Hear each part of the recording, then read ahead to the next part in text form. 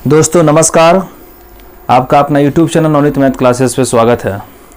इसके पहले वाले सेशन में मैं कुछ चीज़ों को पढ़ा चुका हूँ आपके सामने। नहीं, पार्ट 1 आ गया है। जो क्वेश्चन का जो सोल्यूशन का जो मेरा पार्ट 1 चल रहा था वो आपका आ गया है।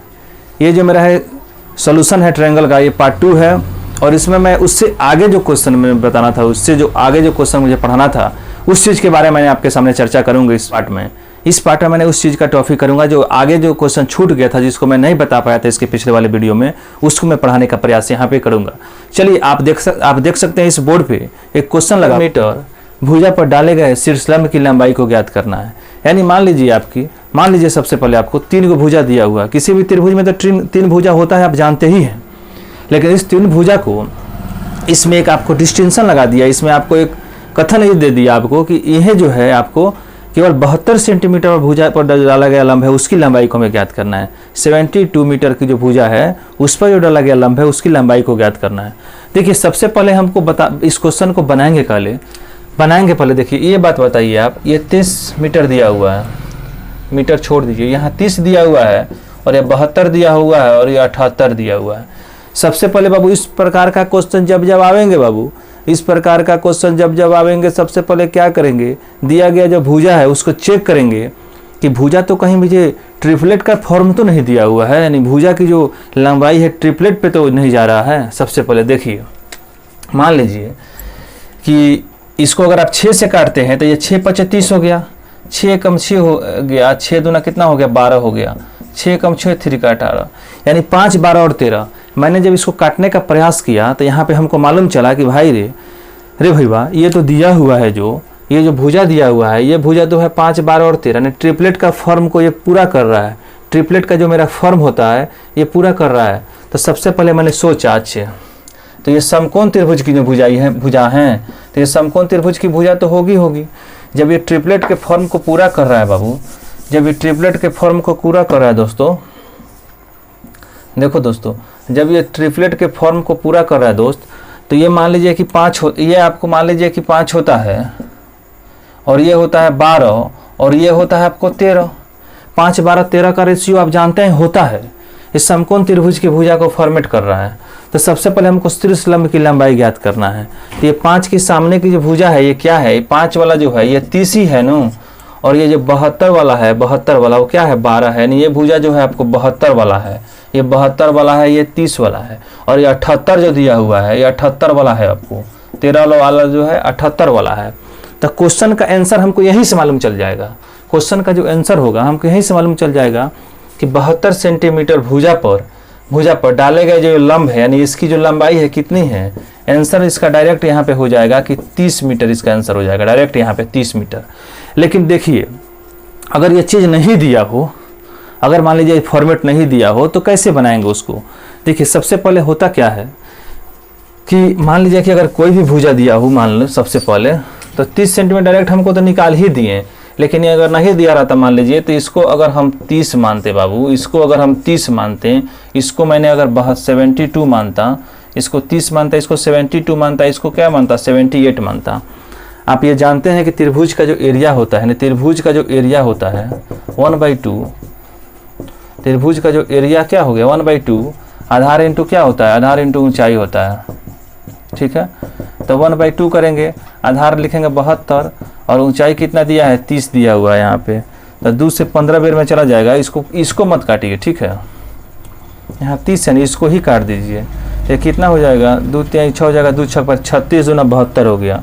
इसको गुना कीजिएगा, देखिए 0 का 0 हो गया, 6 3 का 18 का 8 हो गया, हाथ में लगा कितना 1, 3 3 9 कितना हो गया 10 हो गया। अच्छा एक बात बताइए, अगर आपको ऊंचाई ज्ञात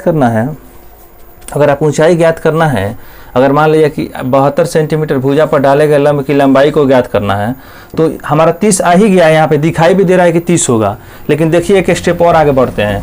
त्रिभुज का जो एरिया अगर हम सोचते हैं निकालने के लिए, त्रिभुज के एरिया तो 1/2 क्या होता है, आधार इंटू क्या होता है, ऊंचाई होता है, आधार इंटू ऊंचाई होता है। अब देखिए त्रिभुज के एरिया हमारा कितना हो गया, 1080 हो गया।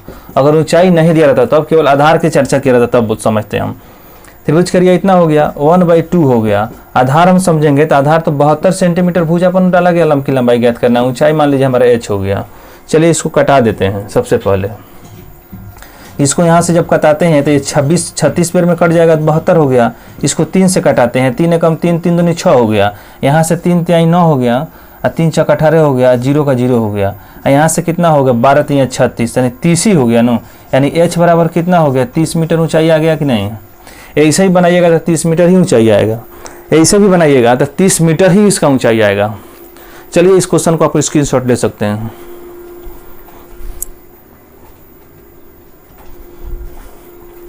आप लोग इसका स्क्रीनशॉट ले लिए होंगे। चलिए तो दूसरे क्वेश्चन को स्टार्ट करते हैं। हुआ है आपको 48 और डी जो दिया हुआ है आपको 144 दिया हुआ है।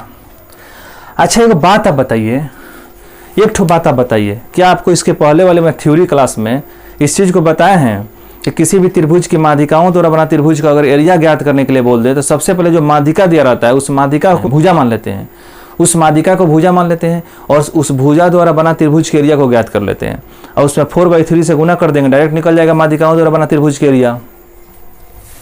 ये फॉर्मूला नहीं सीखे हैं क्या आप लोग? ये त्रिभुज का जो एरिया होता है, त्रिभुज का जो एरिया था क्या था 4/3, अब माध्यिकाओं को भुजा जो एरिया था, त्रिभुज का जो एरिया हुआ 4/3, यहाँ से लिख सकते हैं 4/3 इसको। त्रिभुज का जो एरिया होगा 4/3, अब माध्यिकाओं द्वारा माध्यिकाओं के द्वारा बना त्रिभुज के एरिया, यानी 4/3 अब माध्यिकाओं के द्वारा बना त्रिभुज के एरिया को सबसे पहले मैं ज्ञात करूंगा। यानी इस प्रकार का क्वेश्चन जब भी आएगा, यानी बोलेगा कि माध्यिका दिया हुआ है, माध्यिका को भुजा मानना है, ठीक है, माध्यिका अगर दिया होगा आप बोलेगा उसका त्रिभुज के एरिया निकालें, तो जो माध्यिका मेरा दिया रहता है उस माध्यिका को सबसे पहले क्या करते हैं कि उस माध्यिकाओं को भुजा मानते हैं। अब भुजा को मन को मैं त्रिभुज बनाता हूँ, त्रिभुज के एरिया निकालता हूँ, वही हो जाता है। देखिए यहाँ पे दिया 9, यहाँ पे दिया 12 और यहाँ पे दिया कितना 13। अच्छा एक बात बताइए, सबसे पहले तो ट्रिपलेट चेक कर लेना बहुत ज़रूरी होता है। ट्रिपलेट चेक करना बहुत ज़रूरी चीज़ होता है, क्योंकि जब ट्रिपलेट आप चेक कर लेते हैं तो आपको हर कुछ निकालना आसान हो जाता है, चाहे वो एरिया निकालना हो चाहे कोई भी टर्म निकालना हो, बहुत आसान हो जाता है। नहीं होगा तो आप हीरो फार्मूला का यूज कीजिएगा, 9 12 13 है, उसकी भुजा को निकालिएगा, अर्ध परिमाप निकालिएगा, अर्ध परिमाप को निकाल के सबसे पहले उसको s into s minus a s minus b s minus यानी हीरो फार्मूला का यूज करके उसको बनाना पड़ेगा। लेकिन सबसे पहले मैं ट्रिपलेट चेक करता हूँ। ट्रिपलेट मैंने चेक किया, सबसे पहले ट्रिपलेट मैंने चेक करेंगे। सबसे पहले देखिए यहाँ 3 से भाग करेंगे, 3 तिहाई 9 होगा, 4 होगा, 3 5 15 होगा, यानी समझ गए। अरे भाई वाह, मैंने समझा कि जो भुजा तो दिया हुआ है उसको मैंने सबसे पहले चेक किया कि वो जो मेरा भुजा है वो तो ट्रिपलेट का तो फॉर्म नहीं पूरा कर रहा है। अगर ट्रिपलेट का फॉर्म पूरा कर रहा है तो हमको एरिया निकालने का साधारण सा तरीका है, त्रिभुज का एरिया निकालना हो 1/2 आधार गुना ऊंचाई करेंगे, तो सबसे पहले एरिया ही निकालना है। तो मैंने सबसे पहले सोचा कि इसका ट्रिपलेट चेक करते हैं। तो देखिए 3 4 और 5 हुआ, मैंने यहाँ पे त्रिभुज बना दिया बाबू, इसको लिख दिया 3, इसको लिख दिया 4 और इसको लिख दिया क्या चीज 5। अच्छा एक बात बताइए, ये 3 वाला जो है, ये 3 के सामने ये है, इसके सामने ये है और इसके सामने ये है, तो 3 वाला जो है यही तो है नो, 3 वाला जो है 9 है, यही जो 12 वाला है, 12 वाला, ये 4 जो है 12 वाला है, तो 4 जो है 12 वाला भुजा था, अब 5 जो था यह 13 वाला भुजा था। तो सबसे पहले त्रिभुज के एरिया निकालते हैं, यानी त्रिभुज का एरिया को सबसे पहले मैंने निकाला। त्रिभुज का एक एरिया 1/2 गुना क्या हो गया, आधार इंटू क्या हो गया, ऊंचाई हो गया, आधार इंटू क्या हो गया, ऊंचाई हो गया। 2 आधार बराबर इसका कितना है, आधार बराबर 12 है बाबू, 12 है, ऊंचाई बराबर क्या है 9 है। यहाँ से बात करेंगे तो 2 6 कितना हो गया 12, नया 6 कितना हो गया 54, यानी 54 सेंटीमीटर स्क्वायर इसका एरिया हो गया, 54 सेंटीमीटर स्क्वायर इसका एरिया हो गया। बोला है कि माध्यिकाओं द्वारा बना त्रिभुज के एरिया, तो माध्यिका द्वारा बना त्रिभुज का एरिया फार्मूला का निकालिए यहाँ पे। तो त्रिभुज का जो एरिया होगा यहाँ पे, त्रिभुज का एरिया क्या हो जाएगा 4/3, अब माध्यिका द्वारा बना त्रिभुज के एरिया, तो इसको भुजा मान के बनाया तो कितना है 54 आया है, तो 54 से गुना कर देंगे। तो यहाँ से देखिए, यहाँ से 3 एकम 3 हो गया, और 3 8 कितना हो गया 24 हो गया, 18 चौक कितना हो गया 72 सेंटीमीटर स्क्वायर इसका आंसर हो जाएगा।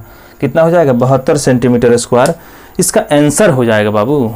इसको आप लोग नोट कीजिए, क्वेश्चन आपको समझ में आएगा बाबू। मेरा थ्योरी ऐसा रहता है, थ्योरी अगर जबरदस्त रहेगा ना तो क्वेश्चन तो धुआं के जैसा बनेगा। क्वेश्चन का माई का लाल है क्या, ये क्वेश्चन नहीं बन सकता आपसे। अगर आपका थ्योरी लायक हो तो किसी का माई का लाल पैदा नहीं हो सकता है जो मेरे पढ़ाने के अलावा आपका क्वेश्चन नहीं बने। क से कबाड़ देंगे, ज से जड़ से, ह से हमेशा के लिए, ज से जब तक, त से तब तक, जब तब तक पढ़ोगे नहीं तब तक। इसलिए कर्म करना है, कर्म से कुछ ज़्यादा आज तक किसी को मिला नहीं है। कर्म करना है और फल की चिंता नहीं करना है, फल तो अपने आप मिल जाएगा बाबू, फल जो है अपने आप मिल जाएगा। लिखो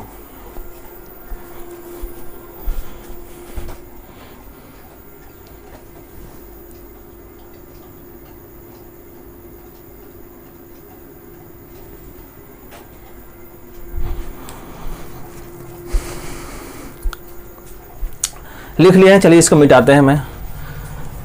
इसको मैं मिटाता हूँ क्वेश्चन को।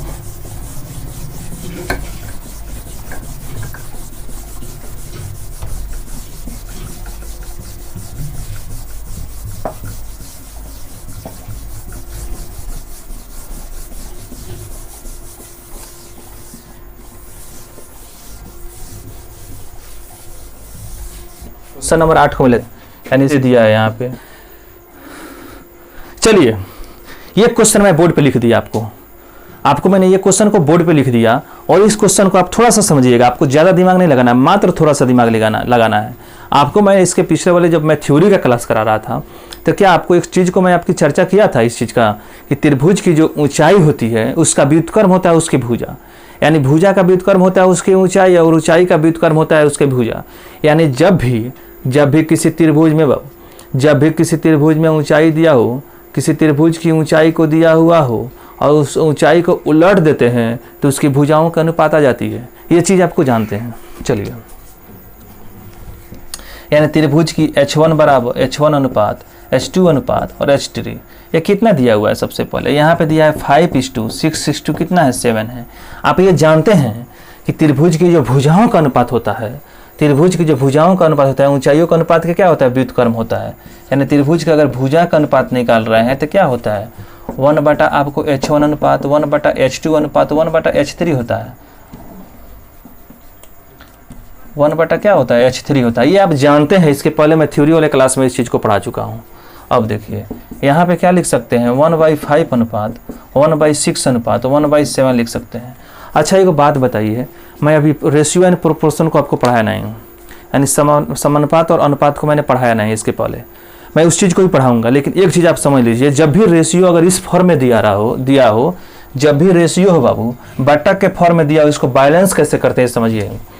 अगर हमको इस चीज़ को निकालना है, हमको पहला वाला टर्म को निकालना है बाबू, जब भी पहला वाला टर्म को निकालना हो और रेशियो जो दिया है बट्टा के फॉर्म हो, भिन्न के रूप में दिया हो, सबसे पहले क्या करेंगे? जिस टर्म को निकालना हो उसको तोप देंगे, जिस टर्म को निकालना उसको क्या करेंगे? ढकिया देंगे बाबू, उसको क्या करेंगे? ढक देंगे। देखिए 7 कितना हो गया? 42 हो गया। जिसको निकालना है उसको ढक देंगे, या बाकी को गुना कर देंगे। बीच वाले को निकाला था, बीच वाले को क्या करेंगे? ढक देंगे। तो 7×5 कितना हो गया? 35 हो गया। इसको निकालना है तो इसको ने ढक दिया, तो 6×5 कितना हो गया? 30 हो गया। अच्छा एक बात बताइए, यहाँ पर 42 हो गया, 35 हो गया और 30 हो गया, यानी 42 हो गया, 35 हो गया और 30 हो गया। अच्छा एक बात बताइए, इसको हम किसी भी चर से गुना कर मान लीजिए करते हैं, तो यहाँ पे इसको लिख सकते हैं क्या? 42x हो गया, और ये जो हो जाएगा यहाँ से आपको 35x हो जाएगा, और यहाँ से ये क्या हो जाएगा? 30x हो जाएगा। ये तीनों टर्म को जोड़िए सबसे पहले। अच्छा ये परिमाप तो दिया हुआ है, चलिए अच्छा काम किया है, परिमाप दिया है तो 42 को 35 को और 30 को मैं यहीं पे जोड़ लेते हैं। देखिए यहाँ पे 5×2 कितना होता है? 7 होता है, 7 लिख दिए। अब देखिए यहाँ पे 4×3 कितना हो गया? 7, 7×3 कितना हो गया? 10 हो गया। तो क्या 107x लिख सकते हैं क्या? इसे 107x मैंने लिखने का प्रयास किया, जोड़ के सभी को जोड़ के मैंने 107 लिख दिया इसको, और सभी को जोड़ के मैंने 107 लिया। अच्छा एक बात बताइए, किसी त्रिभुज की तीनों भुजाओं का जो योग होता है वो क्या होता है? परिमाप होता है। तो क्या ये परिमाप है मेरा? और ये परिमाप मेरा दिया हुआ है 214 दिया है। x बराबर यहाँ पे क्या हो जाएगा? 2 हो जाएगा, x बराबर 2 हो जाएगा। अच्छा एक बात बोलिए, बताइए, आपको बोला कि किसी त्रिभुज की भुजाएं का अनुपात इस प्रकार से दिया हुआ है, उसकी ऊंचाई का अनुपात, तो उसको सबसे पहले मैंने क्या किया कि इस यहाँ पे ऊंचाई का अनुपात दिया, तो मैंने जानते थे कि ऊंचाई का जो व्युत्क्रम होता है उसका भुजाओं का अनुपात होता है, तो भुजाओं का व्युत्क्रम उसकी ऊंचाई हो जाएगा। तो भुजा को अगर मान लीजिए कि लिखें यहाँ पे, तो इसकी ऊंचाई को उलट दिए, इसको मैंने हल कर दिया, तो 107 बराबर x बराबर 2 आया। x बराबर 2 आया। बोला है कि त्रिभुज की सबसे लंबी भुजा। अच्छा एक बात बताइए, इसमें सबसे लंबी भुजा कौन है बाबू? तो 42x है नो, तो सबसे लंबी भुजा अगर पूछेगा तो सबसे बड़ी भुजा की बात करेंगे। सबसे अगर बड़ी भुजा की बात करेंगे, अगर सबसे बड़ी भुजा क्या करेंगे तो यह हो जाएगा 42x हो जाएगा। तो हो जाएगा आपको 42 गुना x की जगह पर 2 कर देंगे, तो 42 गुना होता है 84, तो 84 cm हो जाएगा। आपकी सबसे बड़ी जो भुजा होगी, सबसे जो बड़ी भुजा होगी वो 84 सेंटीमीटर होगी। अगर परिश्रम है, मन के अंदर ठानने का प्रयास है, तो कदम तो सफलता तो कदमों से कुचल दीजिएगा आप, क्योंकि सफल मेहनत ऐसा करो कि खामोशी की तरफ सफलता जो है तुम्हारे कदमों में कुचलने का प्रयास करने लगे। इस प्रकार से मेहनत तुमको करना है बाबू। चलिए इसका स्क्रीनशॉट आप लीजिए जल्दी।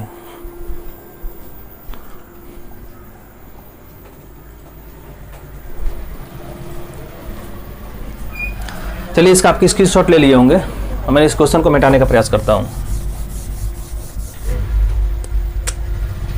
ये है मेरा क्वेश्चन नंबर 9 है। ऊंचाई का अनुपात क्या होगा, यानी आपको H1 अनुपात H2 बराबर क्या होगा, ये पूछ रहा है सबसे पहले। अच्छा एक बात बताइए, त्रिभुज के एरिया आप जानते हैं ना 1/2 आधार गुना ऊंचाई होता है, तो उसी चीज़ को तो मैं तो यहाँ तो लिखना है। देखिए सबसे पहले लिखते हैं कि पहला त्रिभुज का एरिया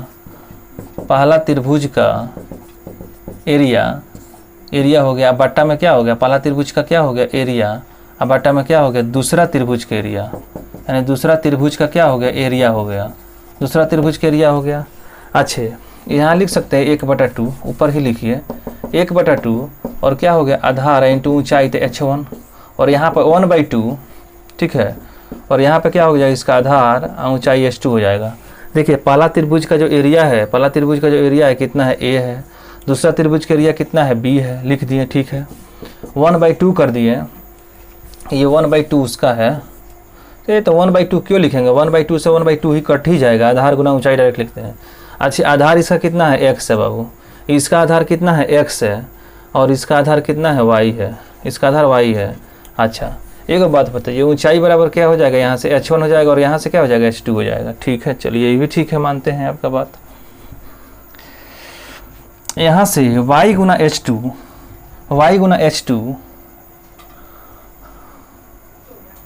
यहाँ से y गुना H2 लिख सकते हैं, y गुना H2 गुना क्या हो जाएगा a, अब बराबर यहाँ लिख सकते हैं क्या x गुना H1 गुना क्या लिख सकते हैं b लिख सकते हैं। अच्छा एक बात बताइए, यहाँ पे हमको H2 लिखना है ना, तो सबसे पहले H1/H2 निकालना है, तो इस H1 को यहीं पे रहने देंगे, ठीक है, तो y गुना यहाँ पे a लिख सकते हैं, अब बराबर यहाँ पे H1 को यहीं पर रहने देते हैं और ये x और b जो है यहाँ पे आ जाएगा, ये x और यहाँ पे b यहाँ पे आ जाएगा, x और b यहाँ पे आ जाएगा और ये H2 क्या हो जाएगा यहाँ पे हो जाएगा H2 हो जाएगा, ठीक है। अब देखिए तो क्या ये ay बटा bx आया और यही क्या है H1/H2 है, तो यहाँ पे डायरेक्टली लिख सकते हैं H1 अनुपात H2 जो हो जाएगा मेरा, H1 के सामने का ये हो जाएगा, H2 के सामने का ये हो जाएगा, यानी क्या हो जाएगा ay अनुपात क्या हो जाएगा यहाँ पे bx, ay अनुपात क्या हो जाएगा bx हो जाएगा। यही तो मुझे निकालना था, ये ay अनुपात क्या हो जाएगा bx हो जाएगा, यही तो मुझे निकालना था। इस चीज़ को बस आप, ये तो छोटा सा चीज़ है, तो आप जानते ही होंगे इसको मैं क्या बताना है आपको, कुछ नहीं बताना है इसमें। चलिए इसको मिटा देता हूँ मैंने।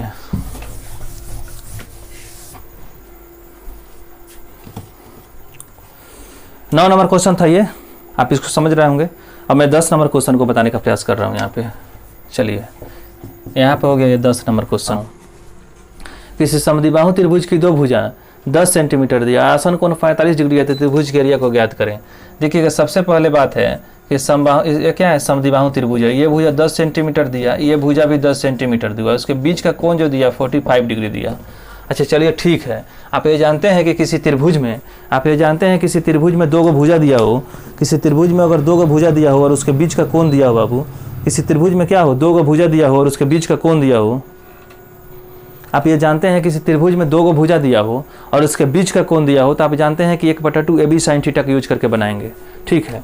यहाँ पे हो गया त्रिभुज का एरिया, यानी क्या हो गया त्रिभुज का जो एरिया हो गया क्या हो गया 1/2 और यहाँ पे क्या हो गया आपको 1/2 AB sin थीटा होता है, AB sin थीटा होता है तो 1/2 कर देंगे यहाँ पे। A का मतलब हो गया 10, B का मतलब हो गया 10 और sin 45 डिग्री यहाँ पे लिख देंगे। चलिए यहाँ पे क्या हो गया 1/2, यहाँ पे हो गया 10 गुना 10 और यहाँ पे 45 डिग्री का मतलब कितना हो गया 1/√2 हो गया बाबू। देखिएगा यहाँ से ये 2 5 पर में कट जाएगा, यानी कितना हो जाएगा 50, ऊपर हो गया हमको 50, अब बटा में कितना हो गया √2, यहाँ जो हो गया हमको 50 बटा कितना हो गया √2। 50 को लिख सकते हैं 2 गुना क्या 25, अब 25 बटा √2 लिख सकते हैं, ये √2 से √2 कट जाएगा, ये √2 ऊपर बढ़ जाएगा तो कितना हो जाएगा 25√2। 25√2 इसका आंसर हो जाएगा क्वेश्चन का, क्या हो जाएगा 25√2 जो हो जाएगा इसका आंसर हो जाएगा। 25√2 इस क्वेश्चन का हमारा आंसर हो जाएगा। 25√2 इस क्वेश्चन का मेरा आंसर हो जाएगा। किसी भी समद्विबाहु त्रिभुज की चर्चा जब भी करेगा, यानी समद्विबाहु त्रिभुज बोल दिया इसमें, तो समझ गए कि दोनों भुजा आपस में बराबर होगा, दो गो तो भुजा इसका बराबर होगा ही होगा, समद्विबाहु त्रिभुज है। इसको मैंने लिख दिया यहाँ पे, और 1/2 AB sin थीटा का यूज करके मैंने इसको बना दिया। इसका आंसर हमारा आ गया 25√2 आ गया। इसका आंसर कितना आ गया मेरा? 25√2।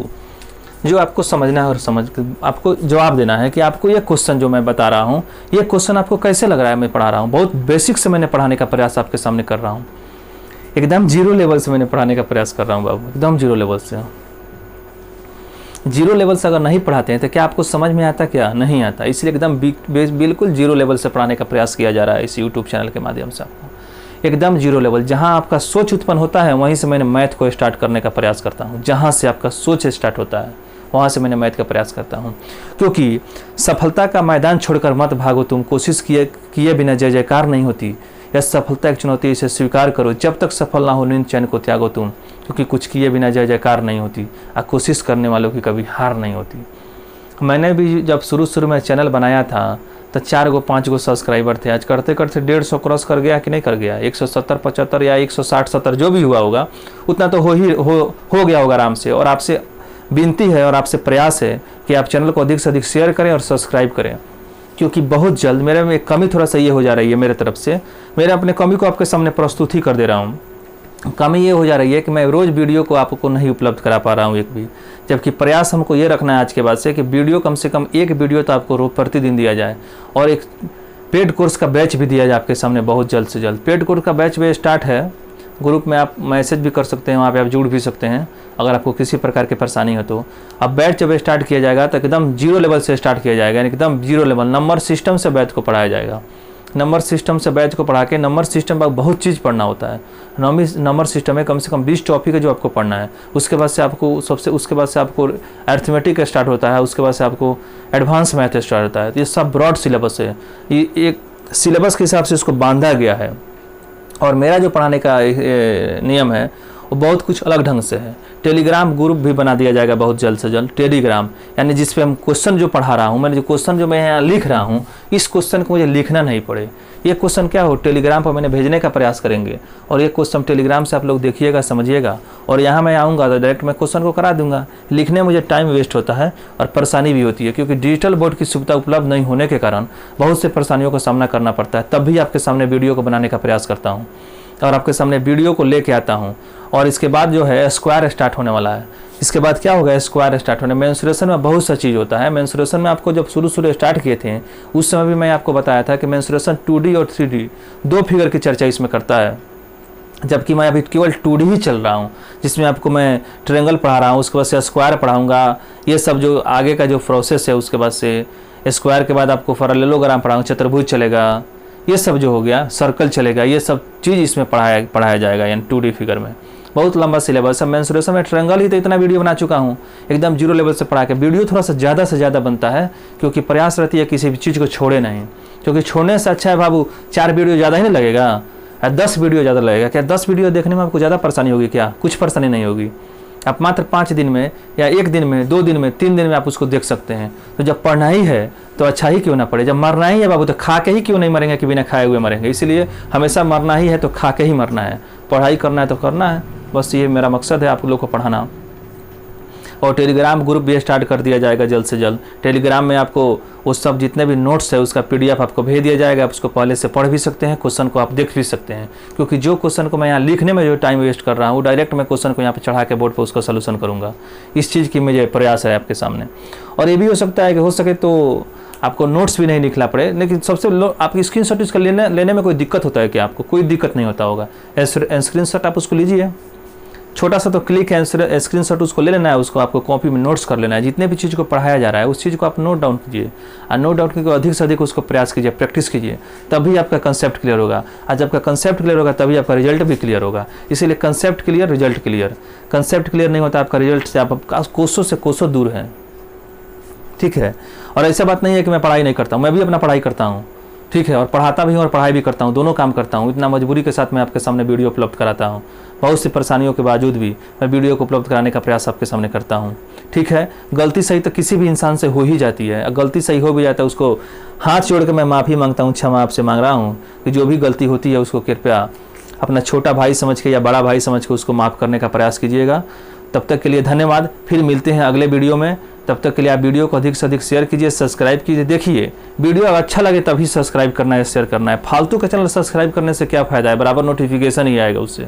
तो मैं वो कि मैं आपके सामने धोखा कर सकता हूँ, क्योंकि कोई भी अगर शिष्य आपसे जुड़ा हुआ है, कोई भी लड़का अगर आपसे पढ़ रहा है, कोई भी फ्रेंड आपसे पढ़ रहा है, तो उसका मकसद होता है उसको पढ़ाना, उसको ठगना उसका मकसद नहीं होता है। पैसा कमाना हर कुछ नहीं होता है दुनिया में, विश्वास जीतना भी हर कुछ होता है। इसीलिए आदमी को अच्छा से पढ़ाना है, आप लोगों को समझना है और मेहनत करना है, क्योंकि सफलता के बाहों में रंगने के लिए कुछ ना कुछ तो कदम आपको उठाना ही पड़ेगा। जब तक आप कदम को उठाइएगा नहीं, तब तक आपका प्रयास ही नहीं होगा। प्रयास नहीं होगा तब तक आप सफलता पा ही नहीं सकते हैं। कोई भी काम आप देखिएगा करता आदमी, चाहे वो बिजनेस भी कर रहा है, व्यापार भी कर रहा है, कोई भी काम कर रहा है, अगर उस लगन के साथ करेगा तो उसी क्षेत्र में वो आगे बढ़ेगा। ठीक है, पैशन पढ़ना पैशन था, मैंने पैशन को चुना और साथ साथ और भी तैयारी करता हूँ और आपके सामने और भी वीडियो बनाने का प्रयास करूँगा। रीजनिंग जो होता है, आपको रीजनिंग वो भी अगर आपको दिक्कत होती होगी रीजनिंग में, तो भी रीजनिंग को भी पढ़ाने का प्रयास किया जाएगा इस यूट्यूब चैनल के माध्यम से। रीजनिंग का भी बैच लेके आऊँगा मैं जल्द से जल्द। फिजिक्स का भी मैं पढ़ाऊँगा, केमिस्ट्री भी पढ़ाऊँगा, बायोलॉजी भी मैं उसको पढ़ाऊँगा, और उसके बाद से पॉलिटिकल साइंस भी मैंने पढ़ाने का प्रयास आपको करूँगा। यानी हर कुछ को कंप्लीट सिलेबस का वीडियो इस पर बनेगा। थोड़ा सा टाइम हमको दीजिए, और टाइम सब्र का फल मीठा ही होता है, आप जानते ही हैं। सब्र का जो फल होता है वो मीठा होता है, जानते हैं ना आप, सब्र का फल मीठा होता है। तो सब्र कीजिएगा, हर कुछ दिया जाएगा, क्योंकि टाइम ज़्यादा नहीं लगेगा, आपको हर कुछ किया जाएगा। रेगुलेटरी थोड़ा सा फॉलो करने में दिक्कत हो रही है, उस चीज़ को भी जल्द से जल्द किया जाएगा। यानी हर कुछ का कंप्लीट बैच यहाँ पे लिया जाएगा, हर चीज़ का तैयारी किया जाएगा। सीटेट क्या होता है, स्टेट क्या होता है, कुछ नहीं होता है, वो भी निकल जाएगा। आप पढ़िएगा वही चीज़ तो पूछता ही है जो मैं पढ़ाता हूँ, ऐसा थोड़ी है कि दूसरा कुछ पूछता है।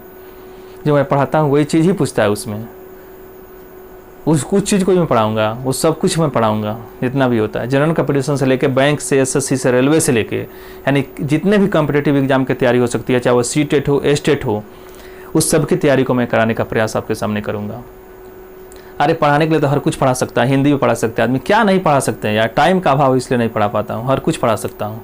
ठीक है, इसलिए आप बने रहिए मेरे साथ वीडियो में हमेशा, और मेरे चैनल के साथ आप बने रहिए।